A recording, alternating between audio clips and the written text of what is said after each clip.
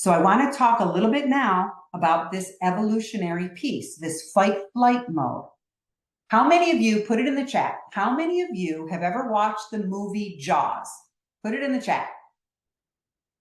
Yes, yes, yes, yes, right?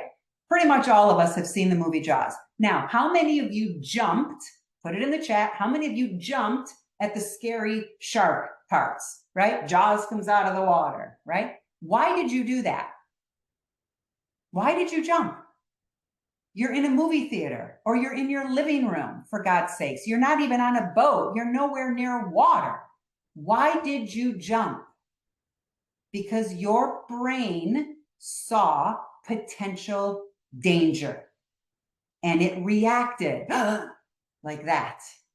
Now, what did you do after the scary scene was over? What is that? What did I just do? That breath, that's healing. That's how we regulate. That breath is how the nervous system tells the brain, you're fine. It's just a movie. It's just a shark in the TV. You're fine. Think about when you cross the street, right? All of a sudden, a car's coming at you. You jump back. That's fight-flight mode. Jump back. What do? Oh, that's close. Wow, boy, I'm not going to look at my phone again when I'm crossing the street. What does every human being do? They take that breath. That's the nervous system regulating itself after a moment of dysregulation. If we don't understand this, then we are not going to understand how what we have to do to heal after betrayal. So we must understand these things when it comes to the brain and the nervous system. And that's why evolution is such a critical part in the healing journey, understanding this. Now, let me talk about that second part again. And I'm spending a lot of time on triggers because, again, it was the number one topic that came in on the pre-submitted questions. So we've got that second thought. I'm a very visual person. I like people to envision things like sharks coming out of the wall, and I want you to envision that you have like a backpack. You have some sort of a container, a jar, something, okay? And in that, let's call it a container. In that container, you have all of the work that your partner has been doing, all of the good things that they've been doing, and all of the bad things they've been doing. So this container contains all of the data of your life, your D-Day life, your post finding out life, right? All of the data is going in this jar. If I have a memory, I see the Marriott, and I have a second thought, I can't believe my husband did that to me. The only thing I can do is go into that container and start pulling information out of it. Oh, wait a minute. No, my husband, he's done the work. He's figured out his why. I am healed. I've turned my gut instinct back on. I trust myself. He's honest. He's genuine with his friends. He's genuine with my family. He's authentic. I'm pulling out all of this data. All of that data tells my nervous system that I'm safe, so I don't become dysregulated.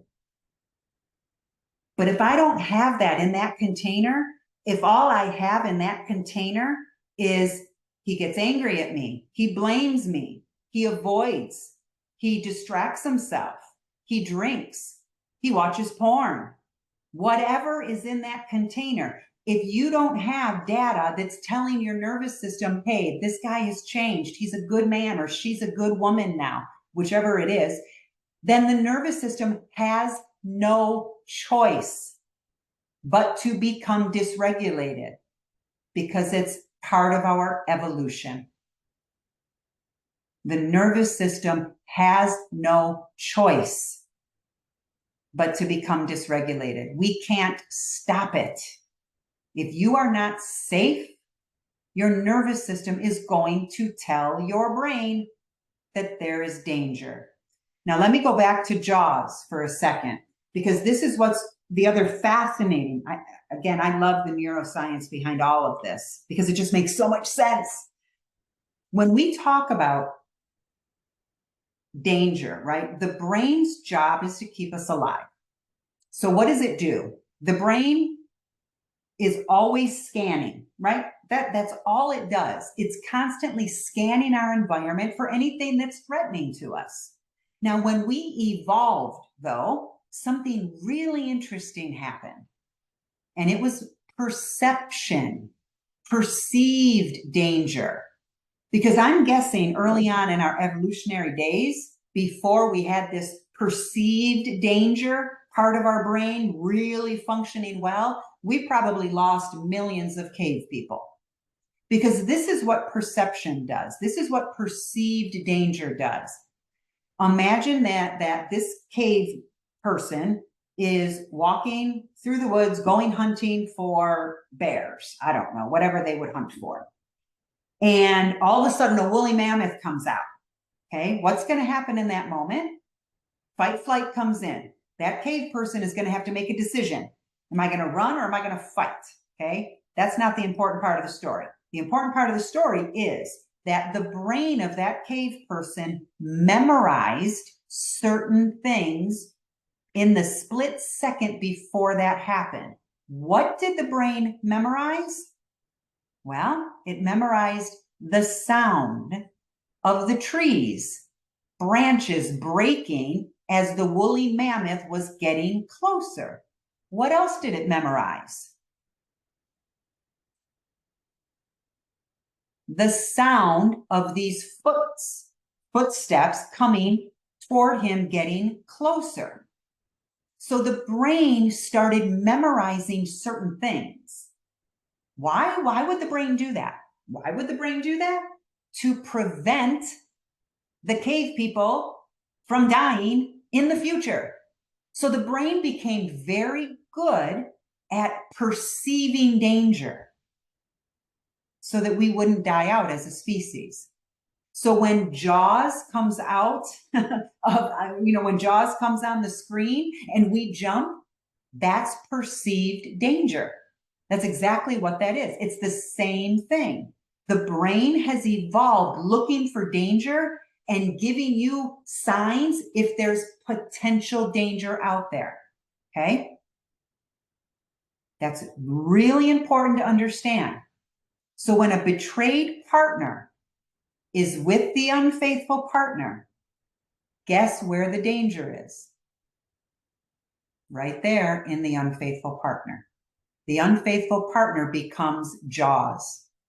And the betrayed partner's nervous system goes fight or flight.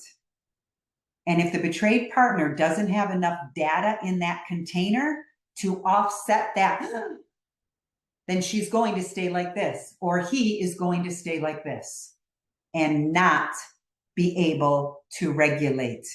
The nervous system will stay in a heightened state of stress, survival mode.